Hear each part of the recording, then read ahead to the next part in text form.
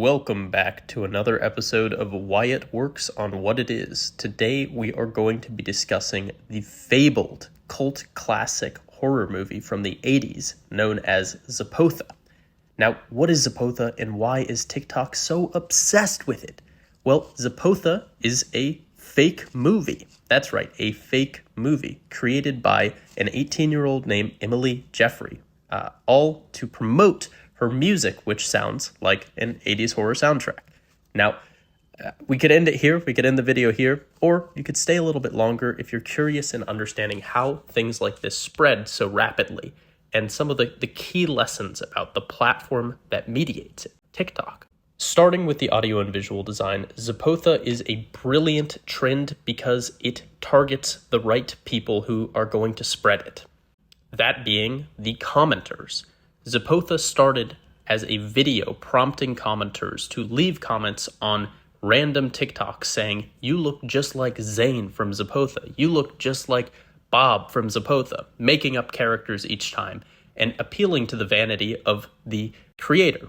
What better than to be compared to a famous person, someone who is beautiful and in a classic movie? I'm definitely going to look it up. I'm going to dig into it because I want to know if you're comparing me to someone ugly in the movie or someone beautiful. Now, with this easy prompt for commenters, the trend was off. Given how low the commitment is from the commenter, they could infinitely spread it on every video they see.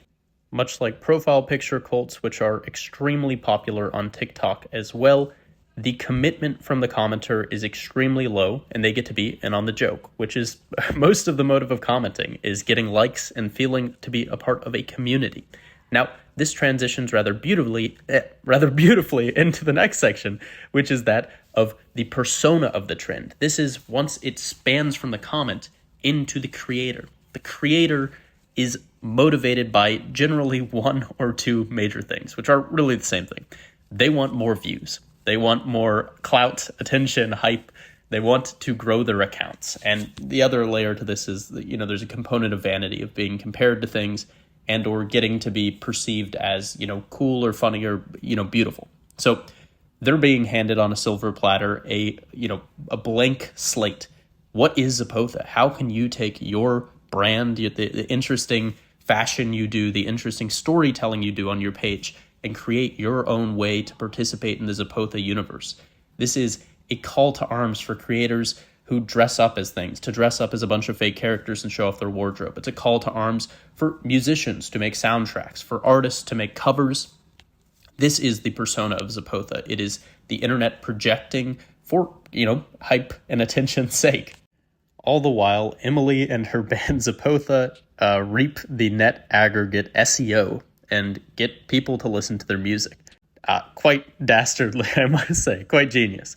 But what if I told you Emily stole this idea? The entire idea had been done before, within a year's time. Now, before I tell you about that, we're going to have a quick word from our sponsor. Today's sponsor is subgenius.tv. What a better sponsor for this video about fake 80s horror cult classics than the number one home of 80s cult horror classics on the internet. Subgenius.tv is a movie platform for genre films of all kinds. That includes action, horror, exploitation. If you sign up with the link in the bio, you get 1 week free to check out all of the catalog. I personally recommend In Search of Bigfoot. In Search of Bigfoot. It's a documentary about people searching for the unknowns, much like we do on this channel. Except we're doing it for the internet. They're doing it for the paranormal. Absolutely love the platform. Friend of the channel. Go check it out. Now back to our video. Basically, this is a stolen idea. Zepotha is Goncharov. Now you might be asking, what is Goncharov? Well, Goncharov is a famous 1970s cult classic mafia film filmed by Martin Scorsese. A lost film, some might say, but one of the most popular of its era.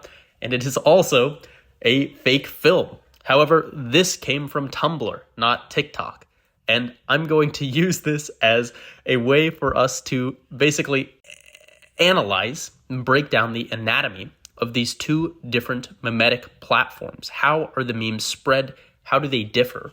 Why can something on TikTok just be basically an entirely fucking stolen idea and people don't really care?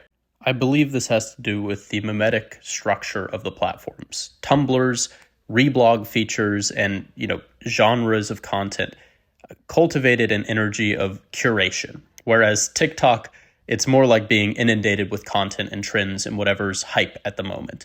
This allows people to have a much lower commitment to ideas and respecting original content and trying to protect, the in-joke than Tumblr did. So Zepotha, genius marketing scheme, obvious copy. Nonetheless, if you've seen the last video I made on the subject matter, this is a theme of the channel.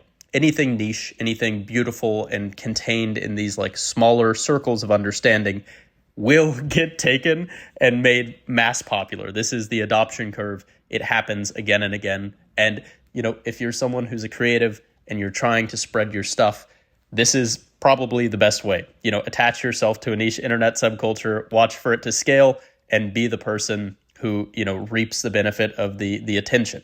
This is a tale as old as time in terms of how culture spreads, how things reach mass popularity beyond the small worlds that they often come from.